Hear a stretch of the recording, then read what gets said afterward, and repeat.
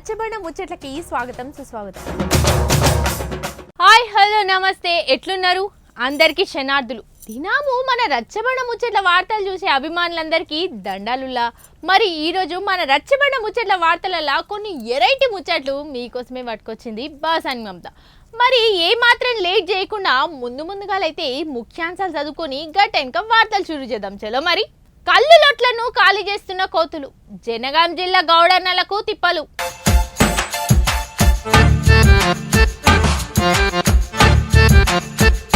అప్పుడు అందే శ్రీ రాసిన జై హే తెలంగాణ పాట ఇప్పుడు తెలంగాణ రాష్ట్ర గీతంగా పెడుతున్నారట.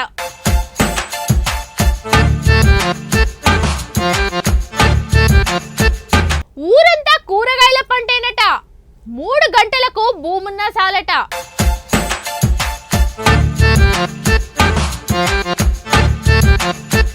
పద్మ అవార్డులు మనకెంతో గర్వకారణం, ప్రభుత్వం సన్మానించి తీర్చుకున్నది రుణం.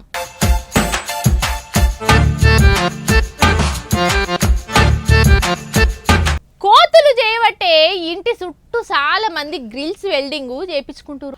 అట్లనే కూరగాయలకు పంట పొలాలకు కోతులు రాకుండా ఏదైనా ఒక ఇకమంది వేసి బెదిరి పెడుతురు. ఫోటోలు లేకపోతే ఏదైనా చుట్టుముట్టు జాలిగిట్లా ఏదైనా ఒకటి వేస్తురు. ఇక పండ్లు రోడ్ల మీద పండ్లు అమ్మే వాళ్ళ పరిస్థితి ఇక కష్టమే ఉన్నది. అందుకనే అవి రాకుండా ఏదైనా ఒక ఉపయోగం చేస్తుంటారు. అంటే పటాకులు పెట్టుడు, పెద్ద పెద్ద బాంబులు వేల్చుడు, ఇటువంటివి వేస్తుంటారు. కానీ పాపం ఈ గౌడన్నలు ఏం పాపం చేసిరని ఇగో చూడురి, గౌడన్నలకు ఎంత కష్టం వచ్చిందో పారి. ఈ కోతులు చేయబట్టికే వీళ్ళ బతుకు తెరువు మీద వీళ్ళ పొట్ట మీదనే కొడుతున్నాయంట కోతులు. కోతులు గౌడన్నల పొట్ట మీద కొట్టుడేంది అని అనుకుంటుర్లే, చూడురు మీరే. అబ్బబ్బా, కోతులు చల్లకుండా అయ్యో జనగాం జిల్లా కాడ చూడుండ్రి ఎట్లెక్కిందో. ఒక చెట్టు తాడి చెట్టు ఎక్కింది కోతి. అరే చెట్టు ఎక్కింది, రప్ప చేయితోటి తోడుకొని తాగుతుంది. లొట్లున్న కళ్ళంతా తాగుతుంది. ఏ అమ్మ ఎక్కడికెళ్ళి వచ్చి పాడైనారా కోతులు అనుకుంటా కిందికెళ్ళి గౌడన్న చూడుండ్రి. చూ అన్నా పో అన్నా గాని అరే నేనెందుకు పోతా, కడుపు నిండా కళ్ళు తాగినాకనే బయటికి పోతా అనుకుంటా అన్నయ్యల వాడు ఎట్లా జుర్రుతుంది చూడరు, కళ్ళు చేయితోటి తోడుకుంటా. అరే కళ్ళు తాగినాక ఊగాలే మా దోస్తుగాళ్ళతోటి అన్నట్టుగానే తాగుతున్నది కదా. ఏ తాళ్ళకైతే గుంపులు వస్తానే అట. నుల్లా ఒకసారి చెప్పే గౌడన్న ఎట్లెట్లుంది మీ దిక్కు పరిస్థితి? ఆగనట ఇన్నర ఊళ్ళో ఒక 60-70 కుటుంబాలు ఉంటే అందులో ఒక 25 కుటుంబాల దాకా ఈ తాళ్ళ మీదనే బతుకుదెరువు వెళ్ళదీస్తున్నారట నుల్లో. అయితే ఈ కోతులు వచ్చి అలా బతుకుదెరువును అది ఇంత ఆగం చేస్తున్నాయి పోన్రి. ఇగో లొట్లన్నీ వల కొడుతున్నాయట, ఆగం చేస్తానయట. కళ్ళు తాగినంత తాగి మిగిలింది ఇచ్చిపెట్టి పోతున్నాయట. ఇక కోతులు తాగిన కళ్ళుని ఇంకేం చేయొస్తుంది, పాడబోసుడు తప్ప. అరే వనమే వస్తున్నాయట నుల్లా. పాపము గౌడన్నల గోస చూడు పారి. ఆయనతో కోతులు మీద ఉండంగా సుత గౌడన్న చెట్టు ఎక్కబోతే అది కయ్యమని బెదిరించే వరకు జారి కింద పడి కాలు చేతులు కూడా ఇరిగిపోతున్నాయట నుల్లా.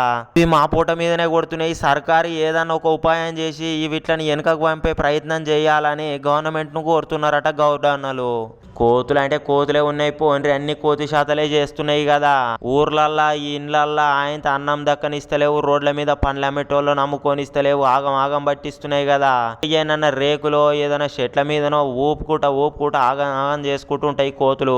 గట్ల ఉండక గాని గిట్ల బతుకుదెరువుల మీద ఆగం పట్టిస్తే ఎట్లా కావాలి? ఇక పాపం ఎన్నొద్దులు చెట్ల పొంటి గుట్టల పొంటి పండ్లు పొలాలు లేకుంటే కూరగాయ పంటలు పండ్ల చెట్లు ఖరాబ్ చేసినాయి అంటే ఏమనుకోవచ్చు. కానీ తాడి చెట్టు ఎక్కి సూత కళ్ళు దేవుక తాగుతున్నాయి అంటే ఎంత పాపం అయిపోయింది చూడుంట్రిగా. కాంగ్రెస్ ప్రభుత్వం అధికారంలోకి వచ్చినాక ప్రతిపక్ష బీఆర్ఎస్ పార్టీ లీడర్లు గట్టిగానే ప్రశ్నిస్తున్నారు ప్రతిపక్షంగా. ఎందుకనంటే కాంగ్రెస్ వాళ్ళు ఇచ్చిన 420 హామీలు పూర్తి చేయకపోతే ఊరుకునేదే లేదనుకుంటా కేటీఆర్ సారు అట్లనే బీఆర్ఎస్ నాయకులందరూ అడగడం మొదలుపెట్టిండ్రు.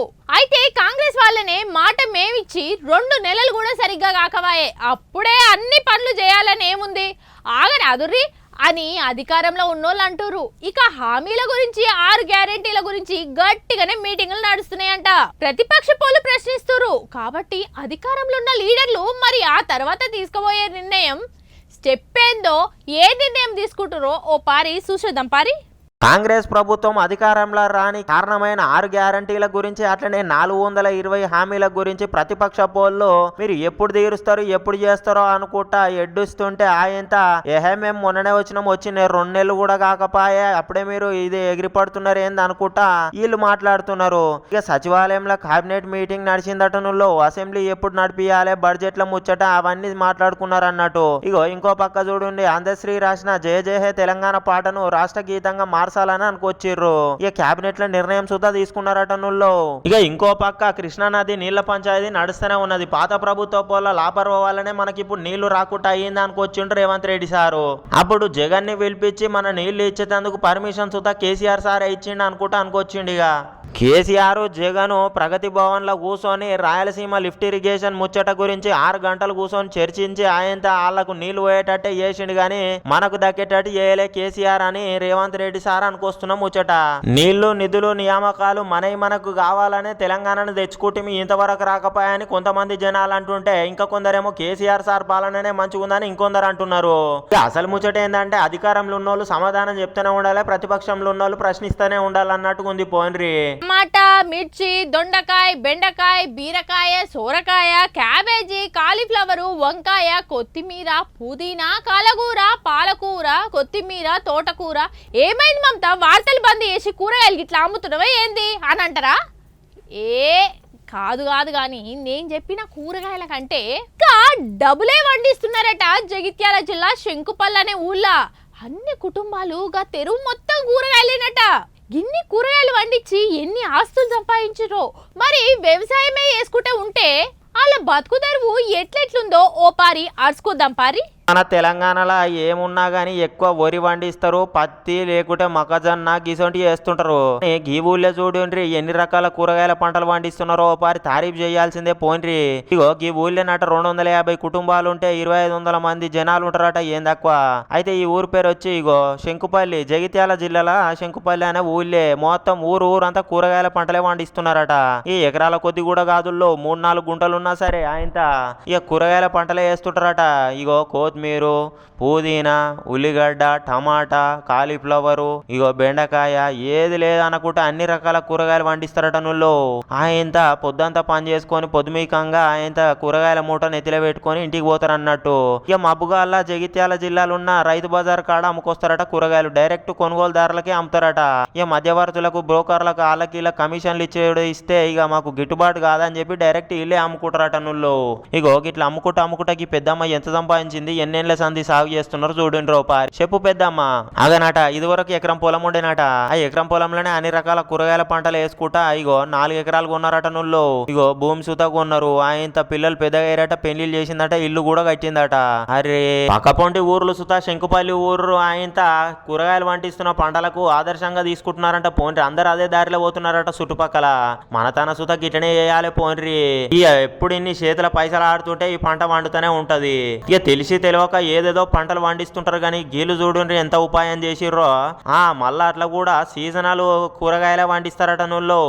ఎప్పుడు ఏ సీజన్ లో ఏ కూరగాయలు బాగా వండుతాయో చూసుకొనే వేస్తారట పంట. ఇక జగిత్యాల జిల్లా శంకుపల్లి ఊరోళ్ళు మంచి ఉపాయమే చేసి కూరగాయల పంటలు వేసి బాగానే లాభాలు ఆర్జిస్తున్నారు. ప్రోండ్రి పండించిన వాళ్ళు పండించారు కానీ జర రసాయన ఎరువులు వాడకుండా సేంద్రియ ఎరువులు వాడుకుంటా జర మంచిగా న్యాచురల్ గా పండిస్తే బాగుంటది చూడండి. స్కూల్ ఫస్ట్, కాలేజ్ ఫస్ట్, మండలంలో, జిల్లాల, రాష్ట్రంలో చదువులలో ఫస్ట్ వచ్చిన, ఆటల పోటీలలో ఫస్ట్ వచ్చినా గానీ ఊర్లలో అందరు కలిసి ఏం చేస్తారంటే సన్మానించే కార్యక్రమం పెట్టుకుంటారు. ఈ భారతదేశంలోనే పెద్ద పెద్ద అవార్డులు సంపాదించిన వాళ్ళకు అంటే పద్మభూషణ్, పద్మ విభూషణ్ అవార్డులు సంపాదించిన వాళ్ళకు ప్రభుత్వమే అధికారికంగా సన్మానించే కార్యక్రమం మొట్టమొదటిగా చేసిరట. అయితే దీని గురించి సన్మాన కార్యక్రమంలో చిరంజీవి గారు మాట్లాడుతూ ఏమన్నారంటే చూడురి మీరే. మొన్న శిల్ప కళావేదిక కాడ సన్మానం చేసే కార్యక్రమం పెట్టుకున్నదట ప్రభుత్వము. ఎవరికో ఎరికేనా పద్మ విభూషణ్, పద్మశ్రీ అవార్డులు వచ్చిన వాళ్ళకే.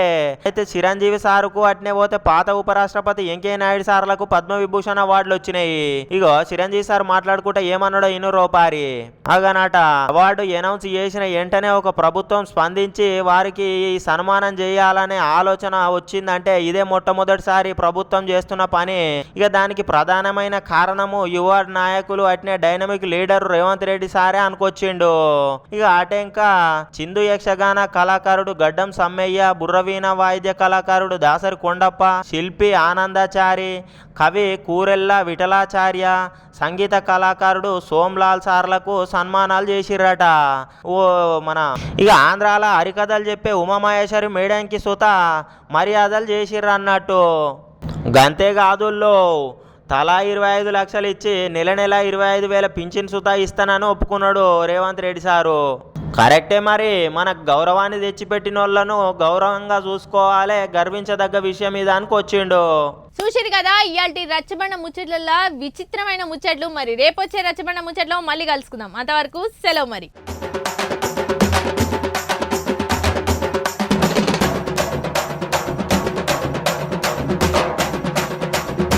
రచ్చబండ ముచ్చట్లకి స్వాగతం సుస్వాగతం.